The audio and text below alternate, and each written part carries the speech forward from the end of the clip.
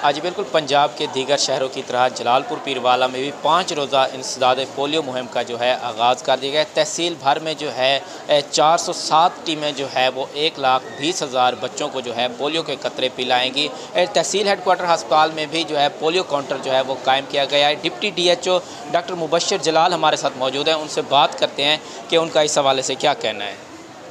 अस्सलाम वालेकुम। आज 13 मार्च से 5 रोज़ा पोलियो मुहिम का आगाज़ कर दिया गया है, जो कि 13 मार्च से लेकर 17 मार्च तक जारी रहेगी। इसमें तहसील जलालपुर के बच्चों का टारगेट है 1,20,000 और इस मकसद के लिए 407 टीमें तश्कील दे दी गई हैं, जो कि घर घर स्कूल जाके 5 साल से छोटे बच्चों को पोलियो ड्राफ्ट पिलाएंगी। मेरी तमाम वालिदैन से रिक्वेस्ट है कि अपने 5 साल से छोटे बच्चों को पोलियो ड्राफ्ट पिलाएँ, ताकि हम इस मौजी मर्ज़ का खात्मा कर सकें और अपने बच्चों को रोशन मुस्तकबिल दे सकें। Thank you. जी बिल्कुल, 13 मार्च से 17 मार्च तक जो है पोलियो मुहिम का आगाज़ किया गया है और इनका यही कहना है कि अपने बच्चों को जो है करीबी जो बुनियादी मरकज़ सेहत है वहाँ पर जो है पोलियो के कतरे पिलवाएं। जी।